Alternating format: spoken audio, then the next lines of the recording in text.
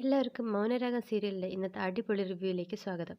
നിങ്ങൾ ഈ ചാനൽ ഇതുവരെ സബ്സ്ക്രൈബ് ചെയ്തിട്ടില്ല എങ്കിൽ ദയവായി സബ്സ്ക്രൈബ് ചെയ്യുക. തൊട്ടടുത്തുള്ള ബെൽ ഐക്കണും കൂടെ അമർത്തിക്കഴിഞ്ഞാൽ ഞാൻ ഇടുന്ന എല്ലാ പുതിയ വീഡിയോസിൻ്റെയും നോട്ടിഫിക്കേഷൻസ് നിങ്ങൾക്ക് ലഭിക്കാവുന്നതായിരിക്കും. അപ്പോൾ നമുക്ക് ഇന്നത്തെ റിവ്യൂ തുടങ്ങിയാലോ? അങ്ങനെ സോനിയൻ്റെ കാര്യം ഓർത്ത് സങ്കടത്തോടെ കരഞ്ഞുകൊണ്ടിരിക്കുന്ന കിരൺ കല്യാണിയോട് പറയുകയാണ്, ഇത് നിന്നെ ബാധിക്കുന്ന പ്രശ്നമൊന്നുമല്ല, ഇതെൻ്റെ കുടുംബത്തിലെ ഒരു സങ്കടമാണ് എന്ന് പറഞ്ഞ് കിരൺ അവിടെ കരയാണ്. കല്യാണി ഒന്നും പറയാതെ അവിടുന്ന് പോവാണ്. എന്നിട്ട് മാറി നിന്ന് കിരണിനെ നോക്കിക്കൊണ്ട് കരയാണ് കല്യാണി. അത് കഴിഞ്ഞ് ഞങ്ങൾ കാണുന്നത് ഒരു പാർക്കിൽ സോനിയ നിൽക്കുന്നതാണ്. സോനിയ വളരെ ടെൻഷനിലാണ് നിൽക്കുന്നത്. കുറച്ച് കഴിയുമ്പോൾ അവിടെ വിക്രം എത്തുകയാണ്. വിക്രം വളരെ ലാഘവത്തോടെയാണ് വന്നേക്കുന്നത്. വിക്രം വന്നിട്ട് സോനിയോട്, മോളു എന്തോ ഒന്നും മിണ്ടാത്തെ, എന്തോ അത്യാവശ്യ കാര്യമുണ്ടെന്ന് പറഞ്ഞിട്ട് വളരെ ഗൗരവത്തിലാണല്ലോ എന്ന് പറഞ്ഞുകൊണ്ടിരിക്കുമ്പോഴാണ് പുറകേന്ന് ഒരു ചവിട്ട്, ഒരു അപ്രതീക്ഷിത ചവിട്ടാണ് വിക്രമിന് കിട്ടുന്നത്. ആ ചവിട്ടിൻ്റെ വേഗത കൊണ്ട് വിക്രം തെറിച്ച് വീഴുകയാണ്. അത് മറ്റാരും ആയിരുന്നില്ല, കിരൺ ആയിരുന്നു.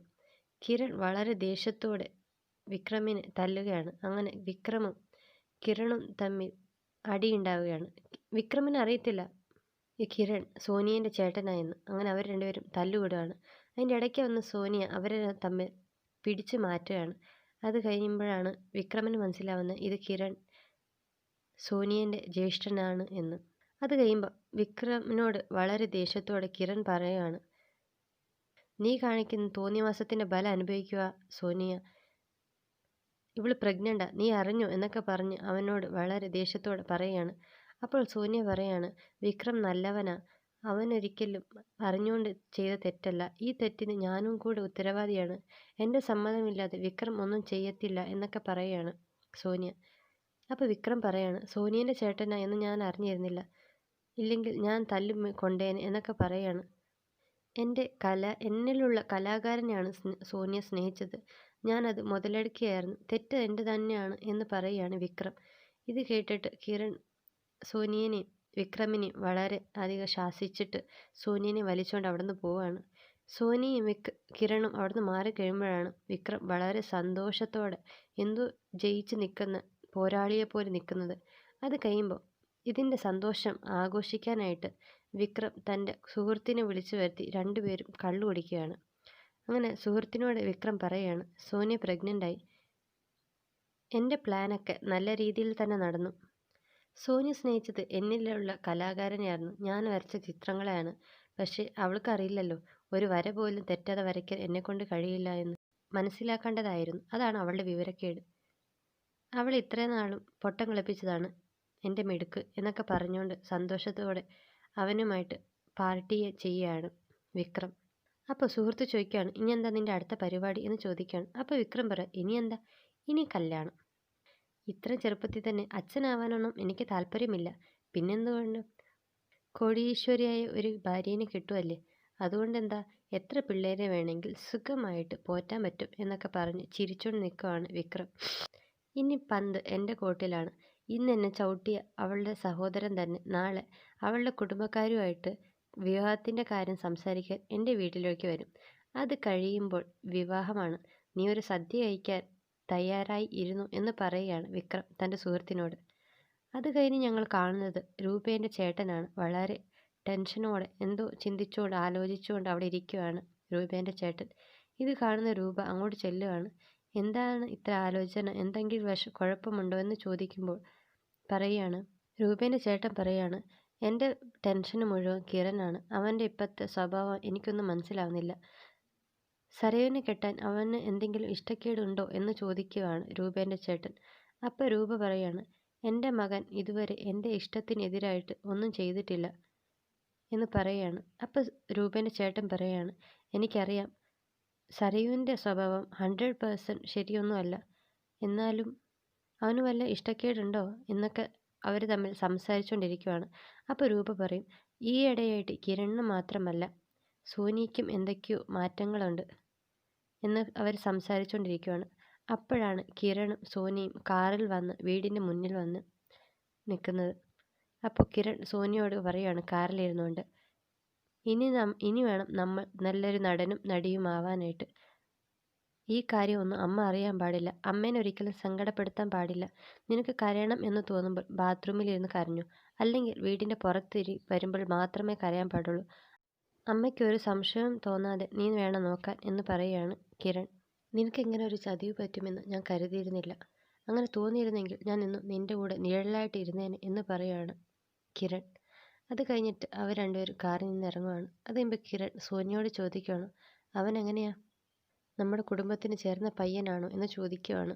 അപ്പോൾ സോനി പറയും, വിക്രം പാവമാണ് ചേട്ടാ എന്ന് പറയുകയാണ്.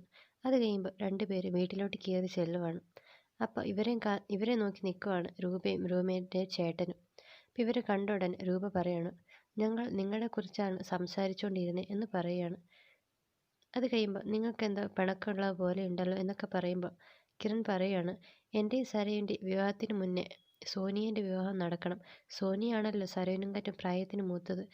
സോനിയൻ്റെ വിവാഹം കഴിഞ്ഞിട്ട് മതി തൻ്റെയും സരയുൻ്റെ വിവാഹം എന്നൊക്കെ പറയുകയാണ്.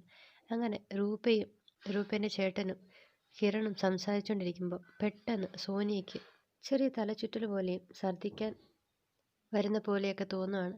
എന്നിട്ട് പെട്ടെന്ന് സോനി അവിടെ നിന്ന് വായ കൈയും വെച്ചിട്ട് റൂമിലോട്ട് ഓടുകയാണ്. ഇത് കാണുന്ന രൂപ പെട്ടെന്ന് ടെൻഷനായി എന്ത് പറ്റി മോളെ എന്ന് ഇങ്ങോട്ട് അവളുടെ പുറകെ ചെല്ലാൻ പോവാണ്. അപ്പോൾ പെട്ടെന്ന് കിരൺ അമ്മേനെ തടഞ്ഞിട്ട് അത് വേറെ ഒന്നുമില്ല, ഫുഡ് പോയ്സൺ ആണ് എന്ന് പറയുകയാണ്. അപ്പോൾ രൂപ പറയും, എന്നാൽ ഹോസ്പിറ്റലിൽ പോകണ്ടേ, ഡോക്ടറെ കാണിക്കണ്ടേ എന്നൊക്കെ പറയുകയാണ്. അപ്പോൾ കിരൺ പറയാണ്, ഞങ്ങൾ ഹോസ്പിറ്റലിൽ പോയിട്ട് മരുന്നൊക്കെ മേടിച്ചിട്ടാണ് വന്നത്. ഇത് ഫുഡ് പോയ്സൺ ആയെന്ന് ഡോക്ടർ പറഞ്ഞു എന്ന് പറഞ്ഞിട്ട് അമ്മ ഇവിടെ നിന്നോളൂ എന്ന് പറഞ്ഞ് കിരൺ സോനിയൻ്റെ പുറകെ പോവാണ് അവളുടെ റൂമിലോട്ട്. റൂമിലെത്തുന്ന കിരൺ സോനിയയോട് ഇങ്ങനെയൊക്കെ കാണിച്ചാൽ അമ്മയ്ക്ക് സംശയമുണ്ടാകും എന്നൊക്കെ പറയാണ്. അപ്പോൾ സോനിയ പറയാണ്, എന്നെ പെട്ടെന്ന് ഇവിടെ നിന്ന് എങ്ങോട്ടെങ്കിലും മാറ്റും. അത് കഴിയുമ്പോൾ ഞാൻ കാണാനില്ല എന്ന് പറഞ്ഞാൽ മതി എന്ന് പറയുകയാണ് കിരൺ. ഇങ്ങനെ അമ്മേൻ്റെ അനിയത്തിൻ്റെ കണ്ണീര് കണ്ടാൽ ഞാൻ എങ്ങനെ സമാധാനമായിട്ട് ജീവിക്കുക എന്ന് പറയുകയാണ് കിരൺ. ഇതിനും ഭേദം നിനക്ക് എന്നോട് വിഷം കുടിക്കാൻ പറഞ്ഞാൽ പോരെ എന്ന് ചേട്ടനും അനിയത്തിയും സംസാരിച്ചുകൊണ്ടിരിക്കുമ്പോഴാണ് രൂപേൻ്റെ ചേട്ടന് ഒരു ഫോൺ വരുന്നത്. ഫോൺ വന്ന് അവരോട് പറഞ്ഞുകൊണ്ടിരിക്കുകയാണ്, ആ ശരി കിരണിന് കൊടുക്കാം എന്ന് പറഞ്ഞ് അവർ മേളിലോട്ട് കയറി വരികയാണ് കിരണിനെ കാണാനായിട്ട്. അങ്ങനെ കിരണിന് ഫോൺ കൊടുക്കാനായിട്ട് വരുന്ന രൂപേൻ്റെ ചേട്ടൻ കാണുന്നത് കിരൺ സോനിയേൻ്റെ സംസാരം കേൾക്കുകയാണ്. പെട്ടെന്ന് തന്നെ രൂപേൻ്റെ ചേട്ടൻ കിരണിനെ വിളിക്കുകയാണ്, നിങ്ങൾ എന്തെങ്കിലും എന്നെ രൂപയിൽ നിന്ന് ഒളിക്കുന്നുണ്ടോ, എന്താ കാര്യം എന്ന് ചോദിക്കുകയാണ്.